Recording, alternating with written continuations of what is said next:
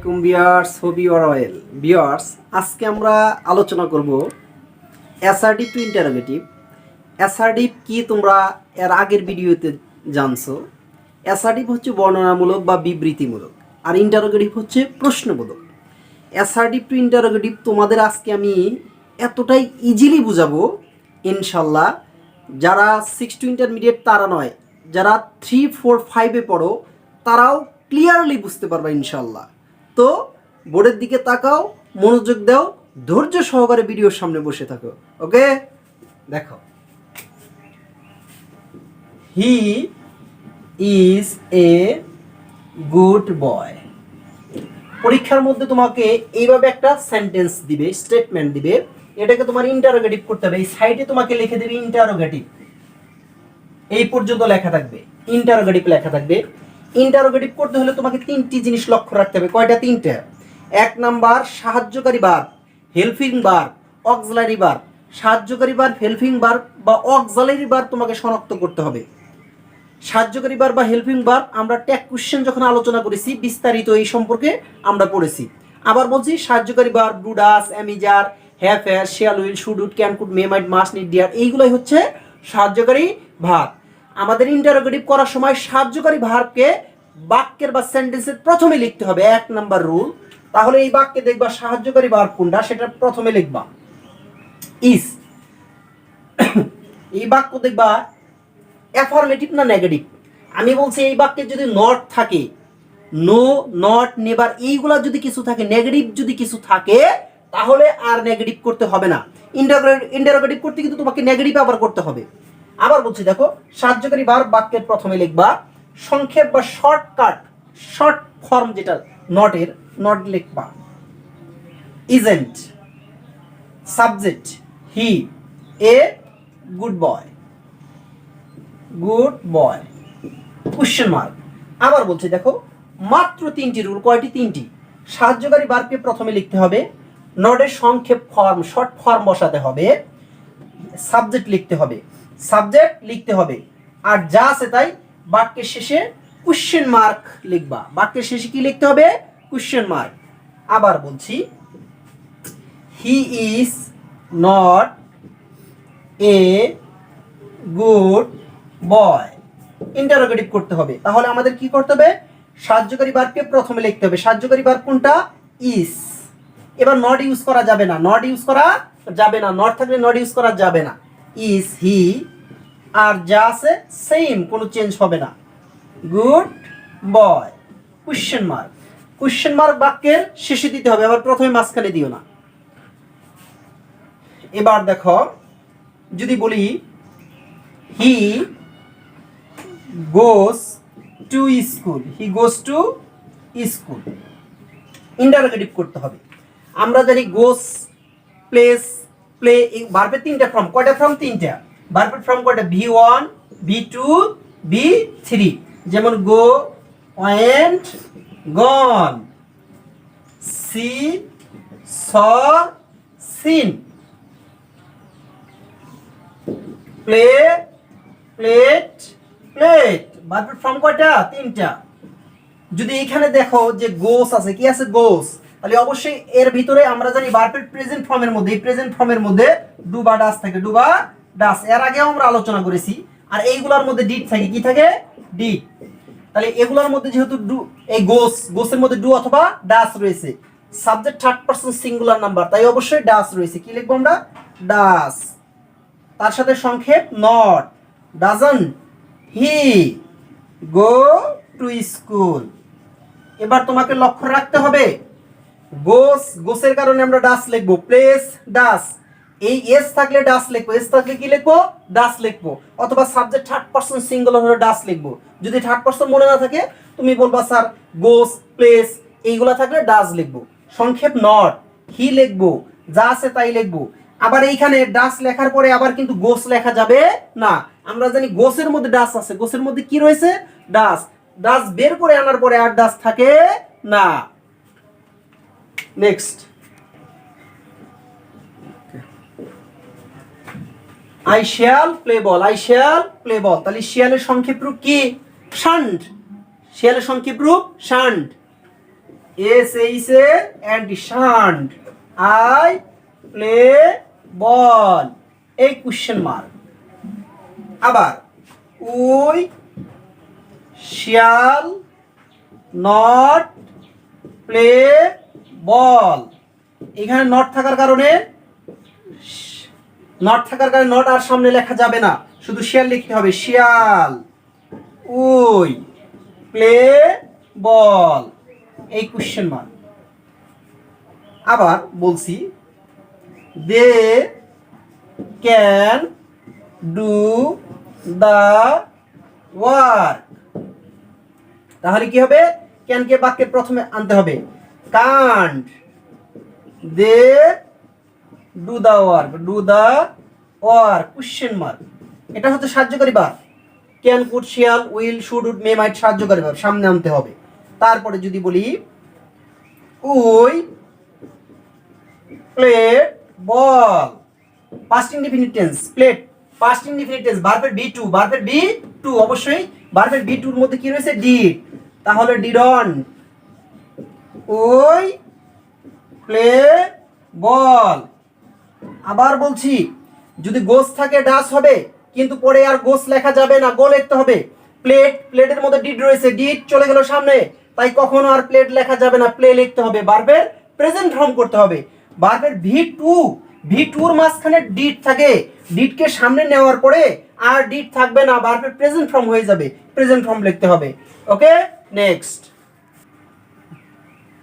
যদি কখনো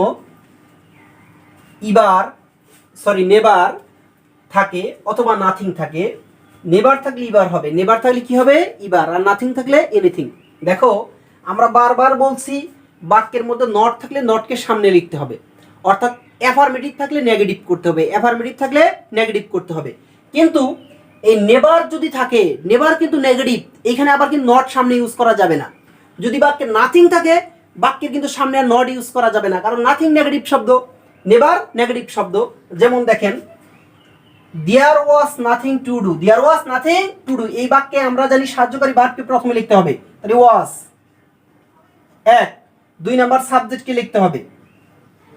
এবার নট আমরা ইউজ করব না, কারণ নাথিং নেগেটিভ হয়ে আছে, বাক্যে নেগেটিভ থাকলে আর নেগেটিভ করতে হবে না, বাক্য যদি নেগেটিভ থাকে আর নেগেটিভ করতে হবে না, তাই নট দেওয়া যাবে না, কারণ নেগেটিভ হয়ে আছে।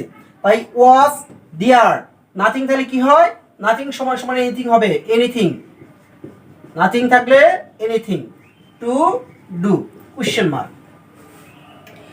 সাহায্যকারী ভার্বকে প্রথমে লিখতে হবে, সাবজেক্ট লিখতে হবে, নাথিং থাকলে কি করতে হবে, এনিথিং লিখতে হবে, বাকি অংশ লিখে কোশ্চেন মার্ক।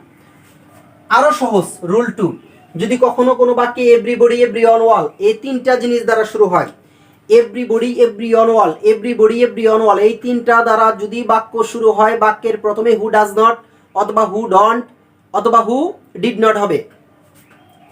আবার বলছি যদি এভরিবডি, এভরিওয়ান, অল থাকে, হু ডন্ট অথবা who doesn't, who did not এইগুলা লিখতে হবে। যেমন everybody loves you, everybody loves you, আমাদের ইন্টারোগেটিভ করতে হবে কি, who doesn't love you question mark. এই এভরিবডি থাকার কারণে কি হবে, হু ডাজ নট হবে, লক্ষ্য রাখতে হবে এখানে যদি এস থাকে তাহলে ডাস, এস থাকলে কি হবে, ডাস, এস থাকলে কি হবে, ডাস, আর লাভ যদি থাকতো লাভ, তাহলে আমাদের ডিডন্ট করতে হবে, ডিডন্ট মানে ভার্বের বি টু।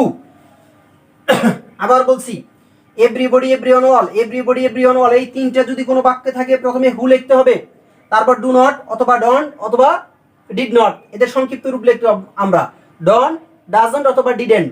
এখানে এস থাকলে অবশ্যই ডাজন্ট, আর যদি ভি টু থাকে ডিডেন্ট, বাকি অংশ লিখতে হবে। আমরা ডাজন্ট লেখার পরে আবার কিন্তু এস যোগ করব না, কারণ আমরা জানি এই এস মানে ডাস আছে, তাহলে ডাসটা চলে গেল, অবশ্যই আবার ডাস চলে যাওয়ার কারণে আর এস থাকবে না। নেক্সট আমরা বলছি এভরিবডি, এভরিওয়ান, অল তিনটা জিনিস, এভরিবডি, এভরিওয়ান, অল থাকলে হু ডাজ নট বা হু ডিড নট অথবা হু ডু নট।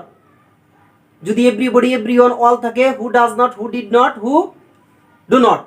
কিন্তু যদি এভরি এর পরে নাউন থাকে, এভরি এর পরে কি থাকে, নাউন, যেমন এভরি পারসন, এভরি ম্যান অথবা এভরি মাদার, এভরি ফাদার, এগুলো কি নাউন না? এভরি এর পরে কিন্তু আমি বলি নাই এভরি বডি, এভরি বডির কথা বলি নাই।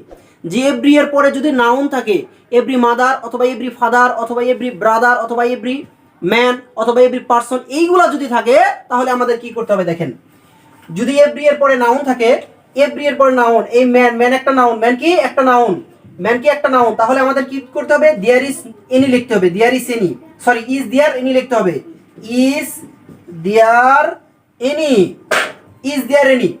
এভরি এর পরে যদি নাউন থাকে, এভরি এর পরে নাউন থাকলে ইজ দেয়ার এনি লিখতে হবে, তারপরে কি লিখতে হবে, নাউনটি লিখতে হবে, নাউন কোনটা, ম্যান, নাউন কোনটা, ম্যান, পারসন থাকলে পারসন, ব্রাদার থাকলে ব্রাদার, তারপরে কি লিখতে হবে, হু ডাজ নট লিখতে হবে, হু ডাজন্ট, হু আমরা জানি শর্ট ফর্ম লিখতে হবে, হু ডাজন্ট, প্লাস বাকি অংশ যা আছে তাই হবে, হেট হিম, কোশ্চেন মার্ক। বারবার বলতেছি আপনাদের, এইখানে কখনো হেডস ডাজন্ট ব্যবহার করার পরে আবার হেড যোগ করবে না, হেডস লিখবেন না। আর বাক্যের শেষে অবশ্যই কোশ্চেন মার্ক দিতে হবে। আমরা পরীক্ষার সময় দেখি, খাতা দেখার সময় যে প্রত্যেকেই সমস্ত রুল ফলো করছে, খুব সুন্দর অ্যান্সার হয়েছে, কিন্তু লাস্টে কোশ্চেন মার্ক নাই, কোশ্চেন মার্ক দিতে হবে। আবার বলছি, এভরি থাকলে ইজ দেয়ার এনি, 1, 2 নাম্বার নাউনটি হবে, 3 নাম্বার হু ডাজন্ট হবে, বাকি অংশ লিখে কোশ্চেন মার্ক দিতে হবে। আমরা 2 নাম্বার রুলে পড়লাম, এভরিবডি, এভরিওয়ান, অল থাকলে who does not, who did not. এবার হচ্ছে নোবডি, নো ওয়ান, নান, এই তিনটা যদি শব্দ থাকে রুল 2 এর মতোই দেখেন, নোবডি, নো ওয়ান, নান, এই তিনটা শব্দ থাকলে শুধু হু হবে, আর কোনো চেঞ্জ হবে না। যেমন nobody loves you, nobody loves you, শুধু হু হবে, আর কোনো চেঞ্জ হবে না, who loves you, question mark. আবার বলছি, নোবডি, নো ওয়ান, নান, এই তিনটা জিনিস থাকলে, এই তিনটে ওয়ার্ড শব্দ থাকলে হু হবে, তিনটে ওয়ার্ড শব্দ থাকলে কি হবে, এটার পরিবর্তে শুধু হু হবে, আর কোনো চেঞ্জ হবে না। আবার এখানে ইয়েস তুলে দেন না, কারণ আমরা কিন্তু ডাজন্ট ইউজ করি নাই। ওকে, নেক্সট। যদি কখনো কোনো বাক্যে দেয়ার ইজ নো থাকে, যদি কোনো বাক্যে দেয়ার ইজ নো থাকে, কি থাকে, দেয়ার ইজ নো, যদি কোনো বাক্যে দেয়ার ইজ নো থাকে, আমরা দুই ভাবে ইন্টারোগেটিভ করব। কয়ভাবে? দুই ভাবে আমরা ইন্টারোগেটিভ করব। দেয়ার ইজ নো থাকলে দুই ভাবে ইন্টারোগেটিভ করব। 1 নাম্বার, যদি দেয়ার ইজ নো থাকে, দেয়ার এবং নো উঠে যাবে, আমরা দেয়ার আর নো তুলে দিব, তাহলে প্রথমে কি হবে, উঠে যাবে, হু বা হট দিয়ে বাক্য শুরু হবে, প্রথমে হু লিখবো বা হট লিখবো। আবার বলছি, যদি কোনো বাক্যে দেয়ার আর নো থাকে, দেয়ার ইজ নো থাকে, দেয়ার এবং নো উঠে যাবে, হট বা হু দ্বারা বাক্য শুরু করতে হবে, হট বা হু দ্বারা বাক্য শুরু করতে হবে। লক্ষ্য রাখতে হবে, এই বাক্যে যদি মানুষ বা ব্যক্তিকে বোঝায় তাহলে আমাদের হু হবে, মানুষ বা ব্যক্তিকে না বোঝালে হট দিয়ে শুরু করতে হবে। এই বাক্যে মানুষ নাই, there is no use of this law, অবশ্যই এই বাক্যে মানুষকে মিন করে নাই, ল, ল আইন, তাই আমাদের কি করতে হবে, প্রথমে হট দিয়ে শুরু করতে হবে, হট, 1 নাম্বার রুল।